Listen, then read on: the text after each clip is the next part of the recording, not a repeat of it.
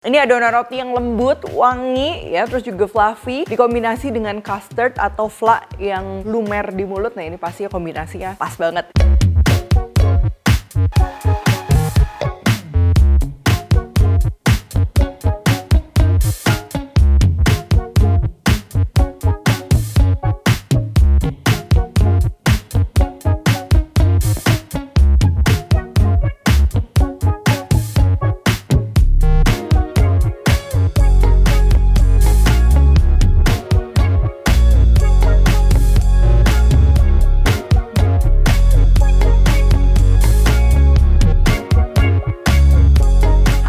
Buku keduaku sudah terbit ya, kalian bisa dapatkan secara online atau di toko buku seluruh Indonesia. Jangan sampai kehabisan. Halo, welcome back to my channel, Devina Hermawan. Hari ini kita akan bikin custard bun atau roti isi fla ya. Ini tuh kita akan pakai metodenya tuh yang si fla-nya tuh kita isiin ke roti. Nah, pastinya lengkap dengan tips and trick gimana sih caranya supaya nggak bocor. Karena biasa roti isi fla ini kendalanya itu bocor dan juga cepat basi ya.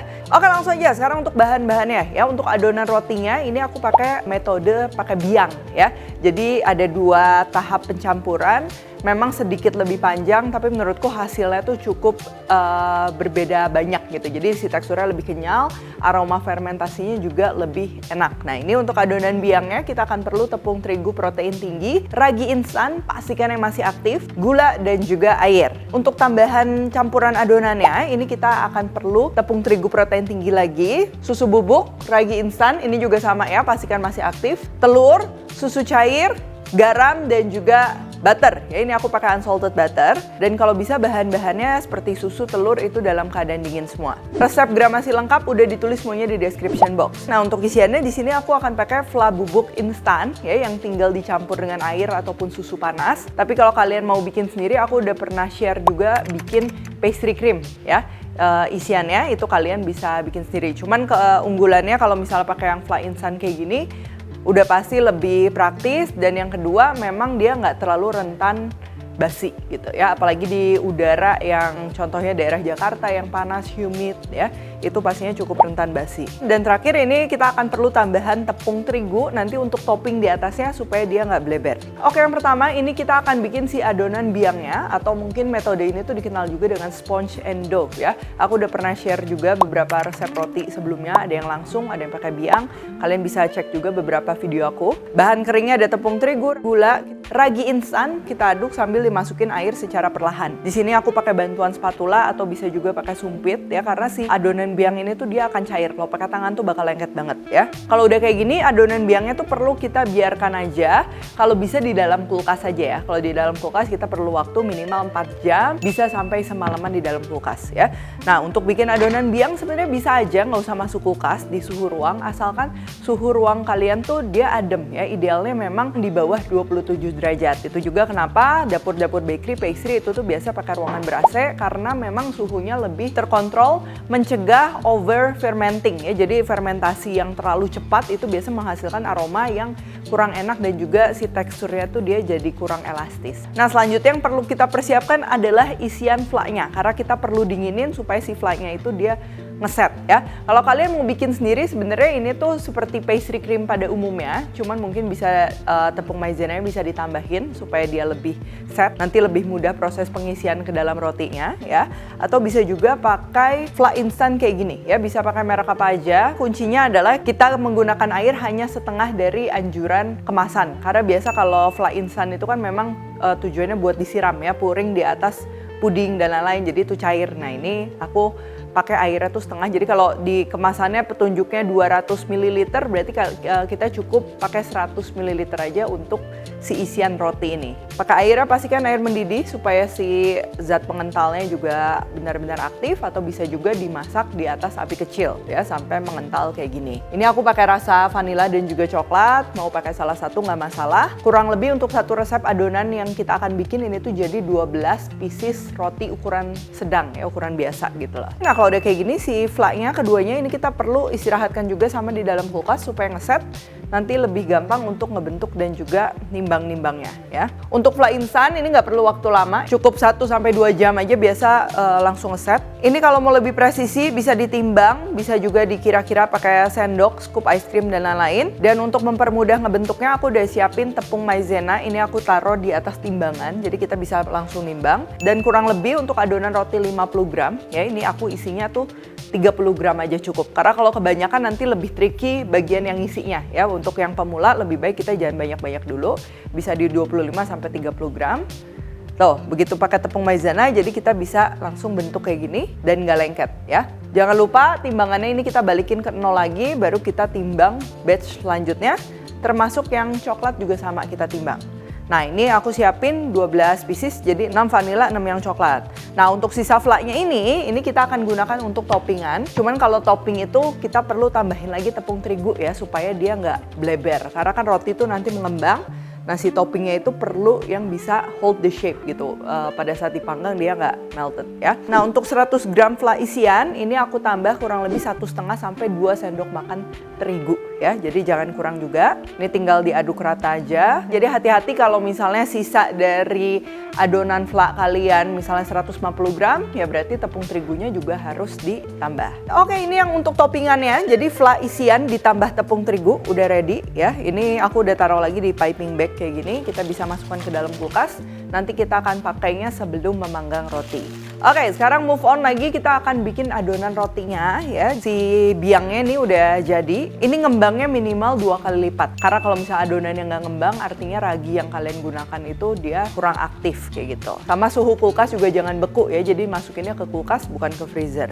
Nah untuk ngaduknya ini aku pakai standing mixer ya, disarankan pakai standing mixer pasti lebih praktis. Kalau mau diulenin pakai tangan juga bisa, tapi harus yang udah biasa ya. Biang kita masukin, lalu tambahkan tepung terigu protein tinggi, susu bubuk, ragi masuk, dan untuk bahan cairnya ini aku tambahin telur dan juga susu dalam keadaan dingin. Nah untuk pengadukan pertama ini kita akan gunakan kecepatan sedang tinggi. Jadi kalau misalnya mixer kalian tuh levelnya 1-5, ini bisa pakai kecepatan 4. Ini sampai setengah kalis, atau kalau kalian mau pakai patokan waktu kurang lebih 6 menit ya, tinggal pakai timer aja. Nah biasa dalam mengadukan adonan roti suhu itu memang penting ya, makanya ada yang kalau ngadon roti tuh dimasukin es batu, air es dan lain-lain supaya menjaga si suhunya tuh memang di rentang antara 24 derajat sampai 27 derajat ya, supaya fermentasinya dia lebih ideal. Terus pada saat kita masukin butter, si butternya juga dia nggak melted, karena kalau butter melted sama butter yang masih solid kayak butter itu kan fungsi melembutkannya tuh beda.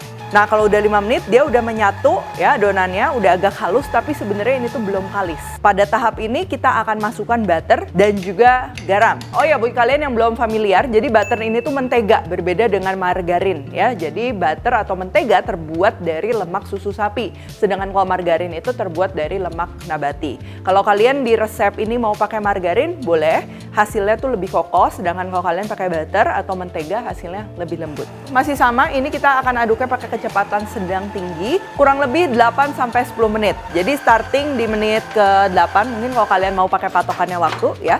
Ini kalian bisa cek si teksturnya, kelihatan tuh udah lembut, dan kalau ditarik secara perlahan ini tuh dia udah kalis elastis. Tandanya ketika kita bentangkan si adonannya, ditipisin ya, ini tuh dia gak sobek. Tuh, ini namanya window pane stage ya. Jadi tembus si adonannya tuh kayak jendela, tapi dia nggak sobek. Artinya kan dia memang udah benar-benar kalis elastis. Oke, kalau udah kayak gini, ini kita akan istirahatkan kembali si adonannya. Di sini aku nggak akan pakai proofing di kulkas, tapi di suhu ruang ya. Cukup setengah jam aja, jangan kelebihan nanti overproofing. Cuma balik lagi kalau suhu ruang kalian panas sekali ya, 30 derajat lebih dan lain-lain, aku saranin masuk ke kulkas ya, itu bisa sekitar 1-2 jam. Ini kalau di suhu ruang selama 30 menit kalian udah bisa lihat ini ngembangnya tuh udah lumayan ya, hampir 2 kali lipat. Ini kita bisa langsung timbang-timbang, per piecesnya ini sekitar 50-55 gram, atau satu resep kayak gini bisa jadi 12 pieces roti. Ini setelah dibagi-bagi, ditimbang kayak gini, tinggal kita rounding, dibuletin.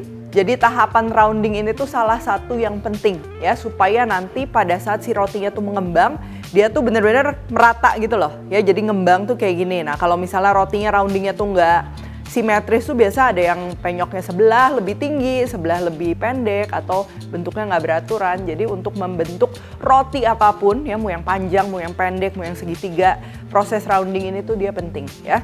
Kalau udah, ini bisa langsung kita bentuk aja. Kita siapkan talenan, ini aku cuman mau oles aja dengan minyak sedikit, tipis-tipis kayak gini.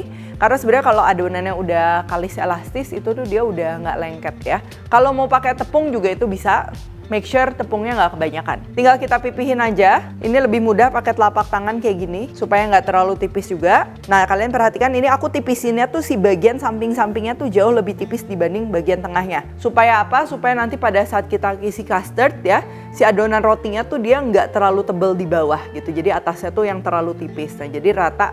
Memang isiannya tuh ada di tengah ya. Jadi hati-hati ini bagian pinggirnya tuh lebih tipis dibanding bagian tengahnya. Karena pada saat kita taruh isian custard kayak gini, tuh kalian bisa lihat ya. Ini kan pinggir-pinggirnya tuh kita satuin. Nah, jadi kalau pinggirnya ketebelan, biasa distribusi si adonannya tuh dia nggak merata. Oh, ini tinggal kita satuin aja semua. Dan jangan lupa di-seal sampai rapet tuh, dipencet-pencet kayak gini sampai benar-benar rapet. Ini juga salah satu tantangan kalau kita ngisi roti itu pakai adonan yang agak cair seperti custard kayak gini tuh kan kandungan airnya banyak ya. Jadi harus hati-hati ngesilnya, jangan sampai ada bocor, nanti kan bakal bleber semuanya tuh. Kalau contoh isiannya keju atau misalnya sosis itu kan gampang banget ya, jadi dia nggak akan bocor kemana-mana. Untuk yang coklat juga sama, kita isi. Ingat pipihinnya ini bagian samping-sampingnya aja. Nah kalau udah ini tinggal kita seal aja seperti ini.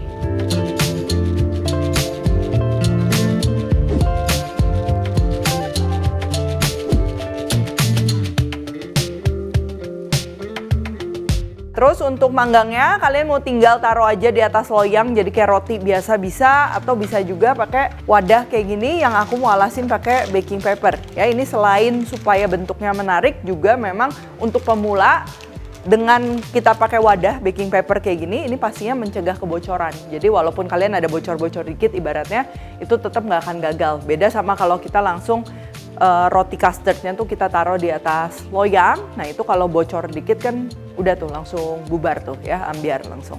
Nah terakhir ini tahapan final proofing. Jadi kalau untuk final proofing itu udah pasti di suhu ruang ya, jangan di kulkas. Nah untuk waktunya kurang lebih 30-40 menit. Tergantung kondisi adonan dan juga suhu ruang pastinya. Jadi jangan sampai overproofing juga, karena kalau misalnya roti overproofing tuh biasa dia udah ngembang terus kempes lagi. Ya itu biasa overproofing, dan juga aromanya dia kurang enak, sama biasa dari tekstur serat-seratnya tuh jadi kering kalau overproofing. Nah kalau udah kayak gini, ini terakhir kalian bisa langsung panggang, mau dioles pakai telur misalnya itu juga bisa.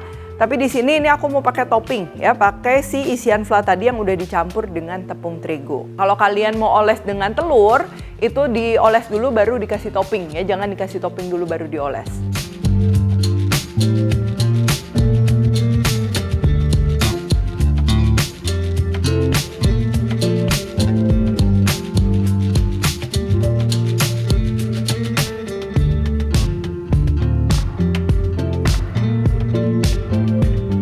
Untuk manggangnya ini aku mau di 150 derajat, jadi memang si warnanya tuh aku mau bikin yang Japanese bun style. Jadi dia nggak yang kecoklatan kayak gitu ya. Hasilnya juga pastinya soft. Untuk waktu memanggangnya ini kurang lebih 15-16 menit.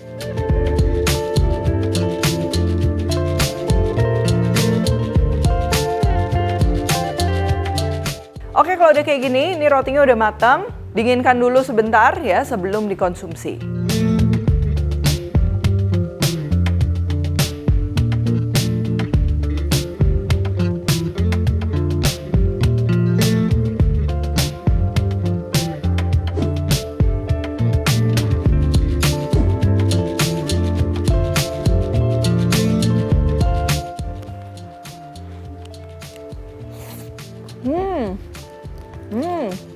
Ini adonan roti yang lembut, wangi ya, terus juga fluffy, dikombinasi dengan custard atau flan yang lumer di mulut. Nah ini pasti kombinasinya pas banget ya.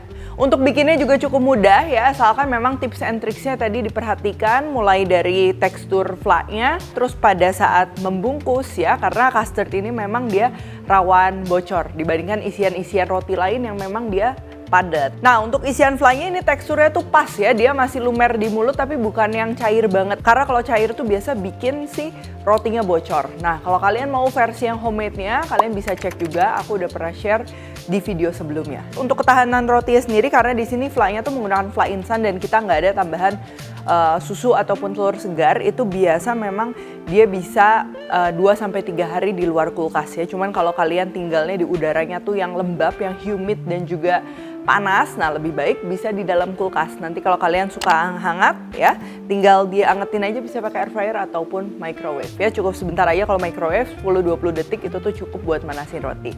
Oke, kalau gitu thank you for watching. Jangan lupa Kalori Cook Tech dan temukan juga resep-resep singkat lainnya di Instagram, TikTok, dan Shorts-nya Devina Hermawan. Stay tuned terus and see you in the next video.